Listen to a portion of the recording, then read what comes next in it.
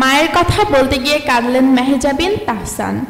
আজ বিশ্ব মা দিবস। বিশ্বজুড়ে নানা আয়োজনে দিবসটি পালিত হচ্ছে। বাংলাদেশেও মায়েদের স্মরণ করছেন সন্তানেরা।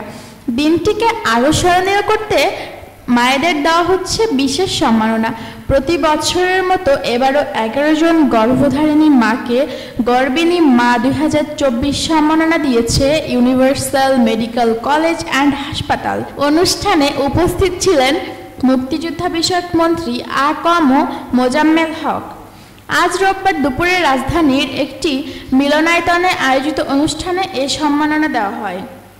অনুষ্ঠানে গর্ভিণী মায়েদের সম্মাননা দেওয়ার আগে প্রত্যেক সন্তান তাদের অনুভূতি ব্যক্ত করেন। তাদের মধ্যে আছেন জনপ্রিয় অভিনেত্রী ও মডেল মেহজাবিন চৌধুরী ও সঙ্গীত শিল্পী অভিনেতা তাহসান রহমান খান। মাকে নিয়ে বলতে গিয়ে আবেগ আপ্লুত হয়ে পড়েন মেহজাবিন চৌধুরী।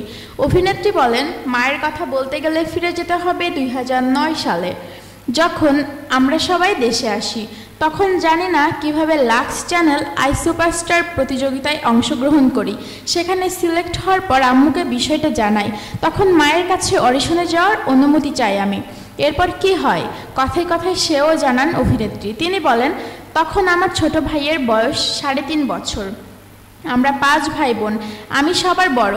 তখন চট্টগ্রামে থাকতাম। তারপর আব্বুর সঙ্গে কথা বলে আম্মু রাজি হন।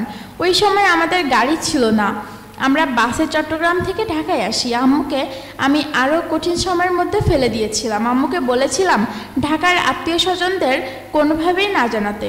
আমি যদি অডিশনে গিয়ে ফেল করি সেটা অনেক লজ্জাজনক হবে। আম্মু, ছোট ভাই আর আমি ঢাকায় এসে ছোট একটা হোটেলে উঠি।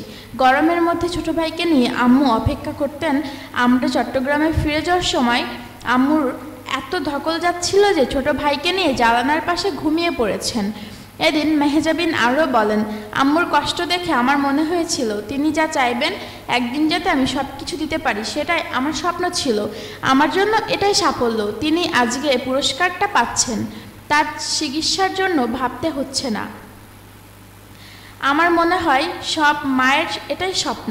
মাকে নিয়ে কথা বলার সময় অঝরে কাঁদলেন মেহজাবিন। অনুষ্ঠানে মাকে নিয়ে কথা বলেন জনপ্রিয় সঙ্গীত শিল্পী তাহসানও। মায়ের কথা বলতে গিয়ে আবেগ আপ্লুত হয়ে পড়েন এই জনপ্রিয় শিল্পী। তিনি বলেন, আমি জীবনে অনেক পুরস্কার পেয়েছি, কিন্তু এই যে সুযোগ স্টেজে দাঁড়িয়ে কথা বলা, মাকে কতটা ভালোবাসি এটা আসলে অমূল্য।